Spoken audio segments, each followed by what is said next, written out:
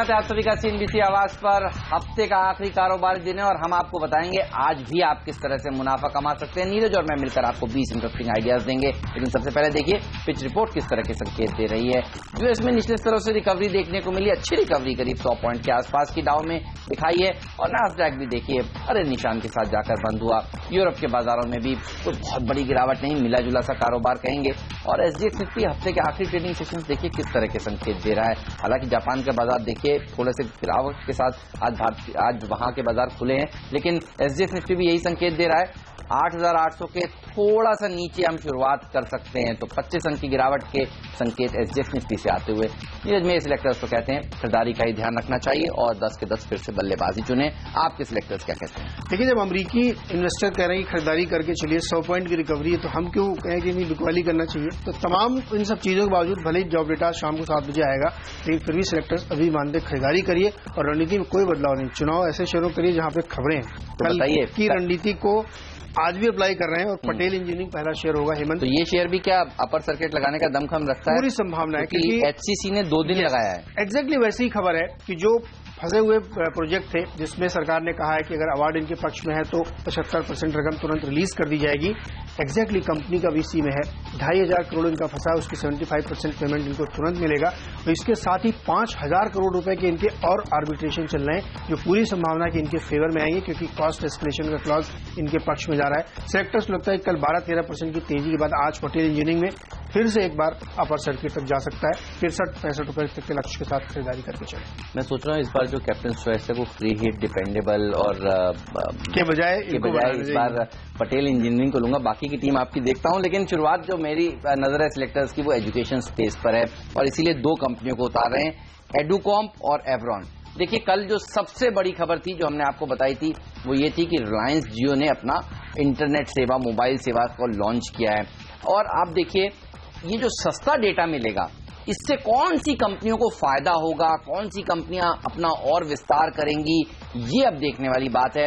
आज उन सेक्टर्स के ऊपर नजर रखिए। एजुकेशन एक ऐसा सेक्टर है जिसको सबसे ज्यादा फायदा होने वाला है। जो कंपनियां कंटेंट बनाने का काम करती हैं, इंटरनेट पर आगे उस कंटेंट को देना चाहती हैं, उनको अब जाहिर सी बात है सस्ता इंटरनेट मिलेगा तो उनका कारोबार और फलेगा फूलेगा। और इसीलिए मेरे सिलेक्टर्स को लगता है एडुकॉम जैसे स्टॉक्स पर नजर होनी चाहिए, एवरॉन जैसे शेयरों पर नजर होनी चाहिए। आज ये छोटी टिकट साइज के शेयर कमाल कर सकते हैं। इस तरह के और भी कई कंपनियां हैं, सेक्टर्स हैं जिनको फायदा होने वाला है इस इंटरनेट बूम का जो भारत अब अनुभव करने वाला है। सोमवार से यानी 5 तारीख से जो श्री गणेश होने वाला है, गणेश चतुर्थी के दिन इस सर्विस का, तो जाहिर सी बात है यहां पर तेजी देखने को मिलेगी। और वैसे भी अब आप देखिए बजट से पहले हम जनरली देखते हैं रेलवे शेयर अच्छा प्रदर्शन दिखाते हैं, उन्होंने दिखाना शुरू कर दिया है। एजुकेशन शेयर अच्छा प्रदर्शन दिखाते हैं, अब एजुकेशन सेक्टर की बारी है। तो ये है मेरे 2 शेयर। नीरज आपका अगला शेयर कौन सा होगा? TVS मोटर मेरा अगला शेयर होगा। जो आंकड़े आए बिक्री के 20% की उछाल बिक्री में देखी गई और वो तब जब ये सीजन अभी थोड़ा लीन दिख रहा है। आगे फेस्टिवल सीजन में उम्मीद हम कर रहे हैं कि इससे बढ़िया बिक्री के आंकड़े आए क्योंकि बहुत सारे ट्रिगर है, मानसून, पे कमीशन,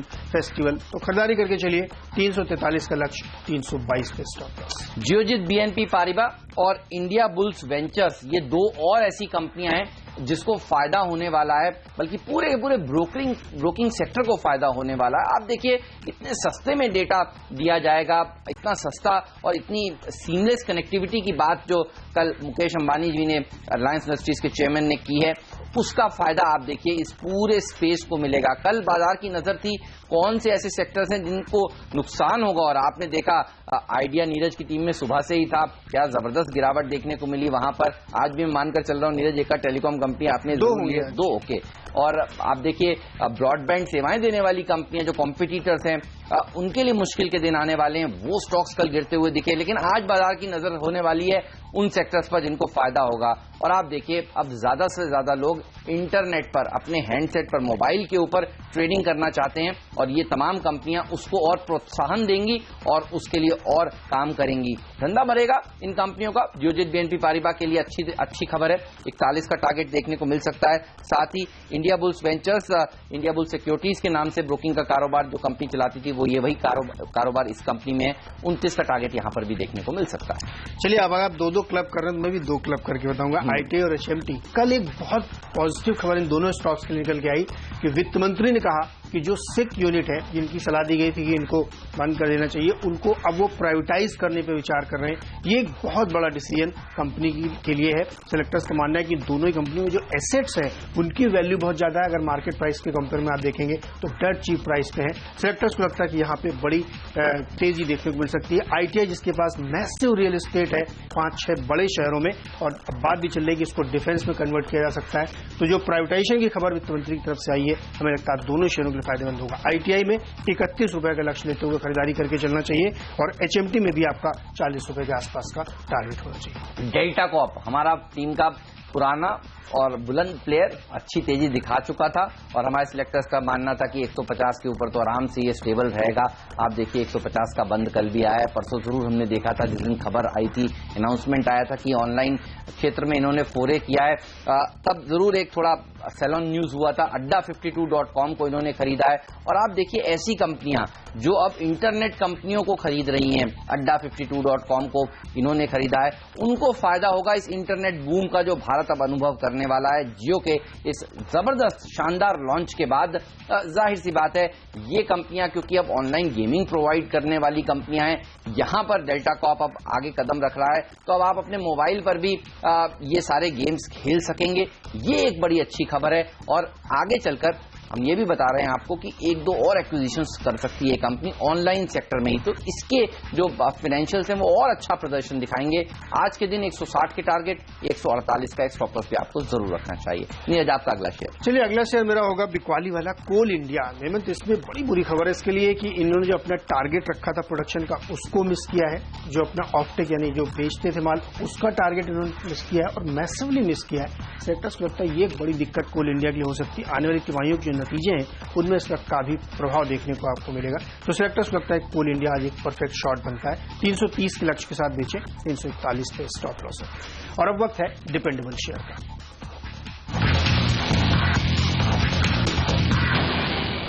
NIIT लिमिटेड होगा मेरा मिस्टर डिपेंडेबल स्टॉक, और अब तक आप समझ ही गए होंगे NIIT लिमिटेड को हमने क्यों उतारा है। जी हाँ, एजुकेशन सेक्टर की ये भी दिग्गज कंपनी है, अच्छा कामकाज करने के लिए जानी जाती है, और अगर आप मुझसे सही में पूछें एडुकॉम्प, एवरॉन, NIIT में से क्या चुनना है, तो मैं तो NIIT ही कहूंगा, क्योंकि पेरेंटेज अच्छा है, कंसिस्टेंट ट्रैक रिकॉर्ड है, नतीजे अच्छे आते रहे हैं, और बहुत पुरानी कंपनी है, लगातार अच्छा प्रदर्शन इसने दिखाया है, आगे भी दिखाएगी। अब क्योंकि इंटरनेट का देखिए जो बूम आने वाला है, सस्ते डेटा का जो अब जमाना शुरू होने वाला है, ये एक फायदेमंद होगा। और सरकार की भी जो इच्छा है, आप देखिए डिजिटल इंडिया के साथ साथ एजुकेशन के ऊपर फोकस, और अब मुझे लगता है कि एजुकेशन पॉलिसी का भी अनाउंसमेंट होगा, जिस पर आप देखेंगे सरकार का फोकस भी ई लर्निंग के ऊपर है। ई लर्निंग का सबसे बड़ा जो फायदा होगा वो एडुकॉम्प को तो होगा ही, लेकिन NIIT को भी होने वाला है, इसीलिए यहां पर आपकी नजर होनी चाहिए। एजुकेशन एज अ थीम आज सबसे अच्छा प्रदर्शन दिखाएगा, इस सेक्टर ऑफ द डे हो सकता है, ऐसा मेरे सिलेक्टर्स मानते हैं। 96 के टारगेट्स हैं, 92.75 का स्टॉप लॉस भी आपको जरूर रखना चाहिए। तो यह मेरा मिस्टर डिपेंडेबल स्टॉक। नीरज, आपका कौन सा है? देखिए, मेरा डिपेंडेबल भी ब्रोकिंग फर्म से है, और एडेलवाइस को सिलेक्टर्स ने चुना है। एक तो बड़ी खबर जो हेमंत ने आपको भी समझाई कि किस तरीके से इंटरनेट की जो स्पीड है उसको लेकर के गेम चेंजर होने वाला RGO के बाद से तमाम ब्रोकिंग फर्म को फायदा होगा। एडेलवाइस भी उनमें से एक है, लंबे सेगमेंट में है, लेकिन इन और कई ट्रिगर है इसमें स्टॉक के लिए। जैसे कैथोलिक सीरियन बैंक है, उसमें इनका एक स्टेक है, उसका IPO आने वाला है, तो उससे बड़ी वैल्यू अनलॉकिंग आपको एडेलवाइस सर्विसेज में देखने को मिलेगी।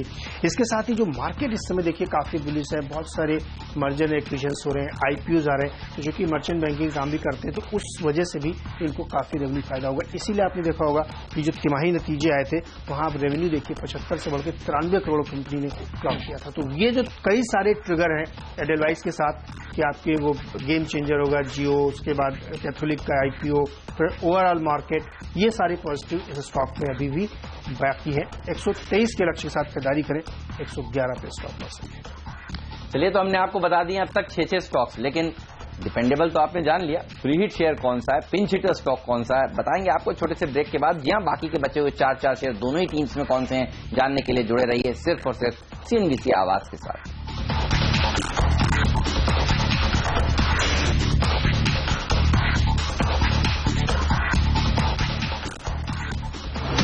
एक ऐतिहासिक जनादेश जिससे बीजेपी सत्ता में आई, लहर चली उस नेता की जिसने देश को समझा और नई पीढ़ी को प्रेरित किया। जिसके दम पर बीजेपी ने अकेले 282 सीटें जीती। ऐसी जीत जो किसी पार्टी ने 30 साल में पहली बार हासिल की। देखिए प्रधानमंत्री बनने के बाद हिंदुस्तान के सबसे ताकतवर शख्स का पहला व्यापक interview, PM Modi interview, network 18 exclusive, आज रात 9 बजे।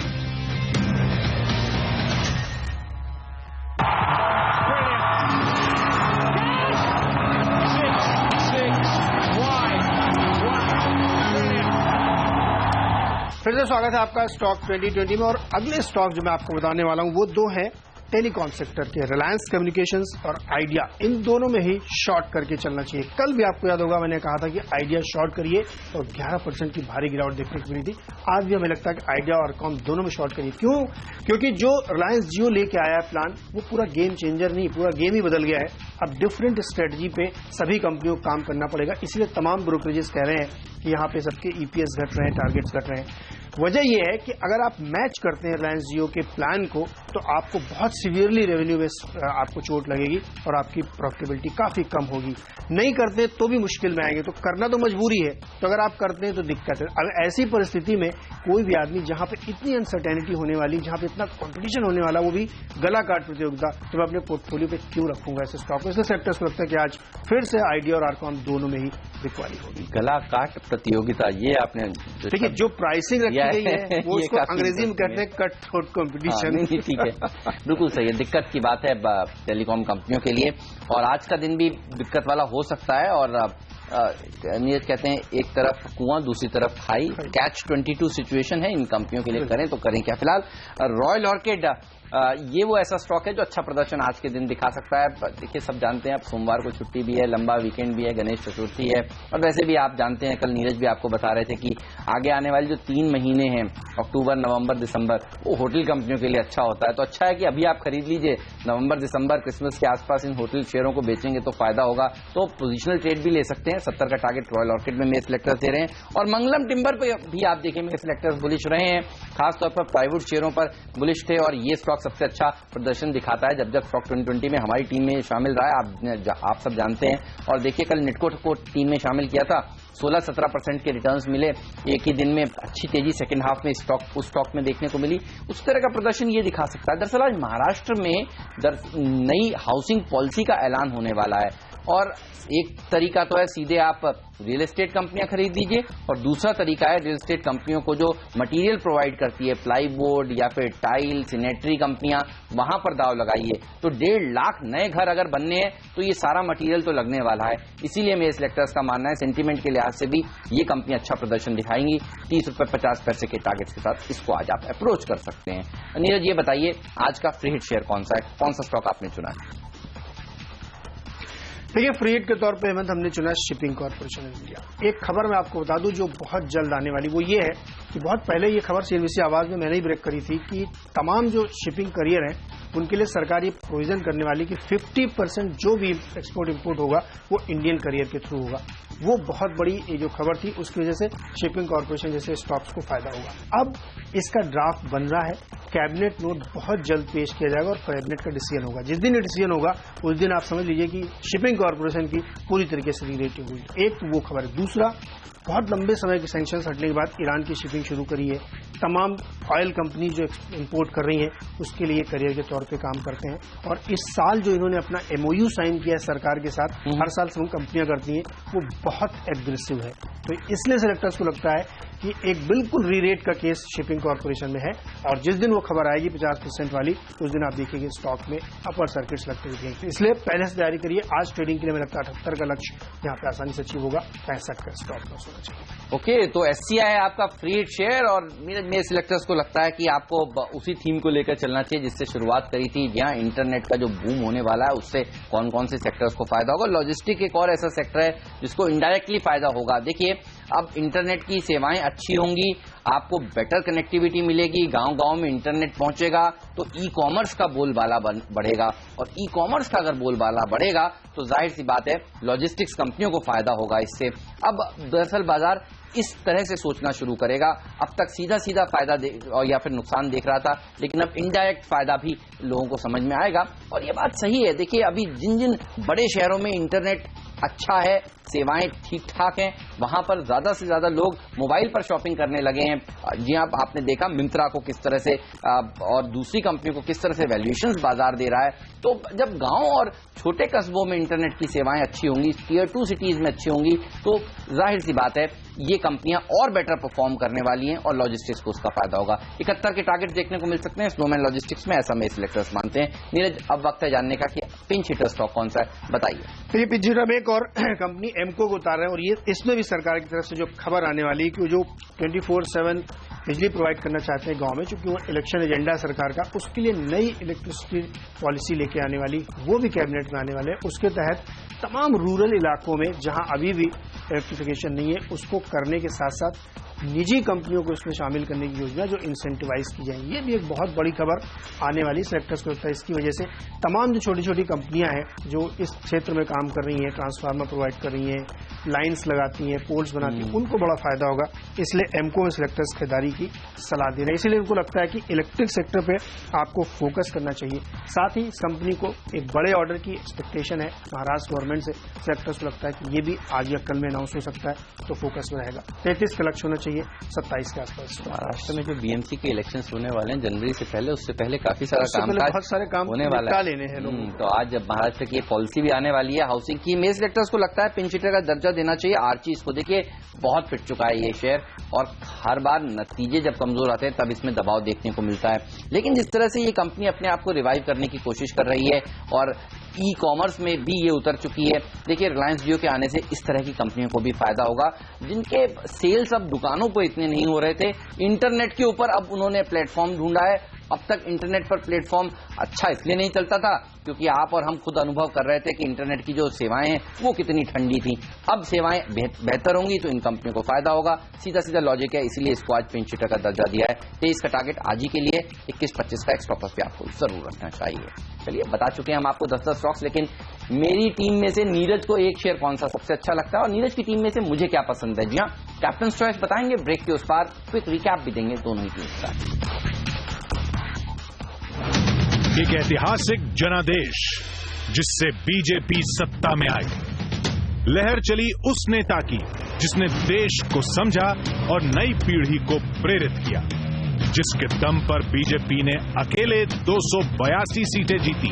ऐसी जीत जो किसी पार्टी ने 30 साल में पहली बार हासिल की। देखिए प्रधानमंत्री बनने के बाद हिंदुस्तान के सबसे ताकतवर शख्स का पहला व्यापक interview, PM Modi interview, network 18 exclusive, आज रात 9 बजे।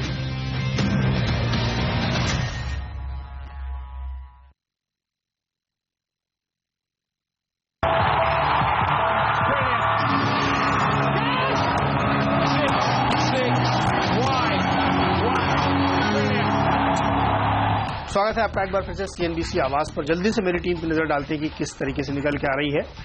खरीदारी पे ज्यादा फोकस है। Patel engineering, TVS Motors, ITI, HMT, ये सारे शेयर्स हैं जहां पे तरह तरह की खबरें हैं जो इन स्टॉक को बहुत फायदा दे सकती है। कोल इंडिया टारगेट मिस कर रहा है तो वहां पे बिकवाली की सलाह है। एडेलवाइज जियो का बड़ा फायदा होगा। इन सबको सेलेक्टर्स को लगता है यहाँ खरीदारी करनी चाहिए। लेकिन आरकॉम और आइडिया सेलुलर जियो के विक्टिम होंगे और यहाँ पे सेलेक्टर्स को लगता है बिकवाली करनी चाहिए।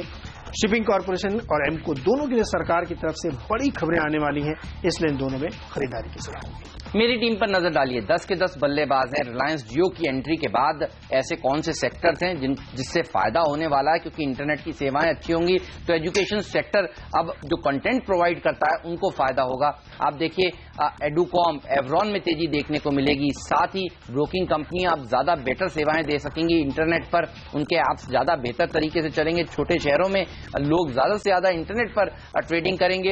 इसका फायदा जियोजित, बीएनपी पारिबा और इंडिया बुल्स वेंचर्स को मिलेगा। डेल्टा कॉर्प में भी अच्छी तेजी देखने को मिलेगी। देखिए अब ये कंपनी स्मार्टली ऑनलाइन कारोबार को खरीद रही है, एक एक्विजिशन कर चुकी है, दूसरा करने वाली है, तो जाहिर सी बात है इसको भी रिलायंस जियो के लॉन्च से फायदा होने वाला है। NIIT को भी फायदा होगा। साथ ही रॉयल ऑर्किड पर भी रखिए नजर। अब आगे आने वाली जो तिमाही है वो होटल कंपनियों के लिए बेटर होगी। वैसे भी साल का आखिरी 3 महीने अच्छे होते हैं, ऑक्यूपेंसीज बढ़ जाती हैं। मंगलम टिम्बर को फायदा मिलने वाला है। महाराष्ट्र में आज जिस तरह से नई हाउसिंग पॉलिसी का ऐलान होगा तो मटेरियल प्रोवाइड करने वाली कंपनियां अच्छा प्रदर्शन दिखाएंगी। कल निटको में तेजी देखने को मिली थी। स्नोमैन लॉजिस्टिक्स को भी फायदा होगा क्योंकि ई कॉमर्स का बोलबाला बढ़ेगा। अच्छा जो सर्विस प्रोवाइड आती हुई दिख रही है रिलायंस जियो की तरफ से। आर्चीज में भी अच्छी तेजी देखने को आज के दिन मिल सकती है। लेंगे इस नोट पर छोटा सा ब्रेक, कहीं मत जाइए, बने रहिए CNBC आवाज के साथ। ब्रेक के बाद एक्सपर्ट्स का दमदार पैनल हमारे साथ जुड़ेगा जो बनाएगा आज के लिए आपकी ट्रेडिंग रणनीति। मार्केट काउंटडाउन हाजिर करेंगे ब्रेक के इस पार।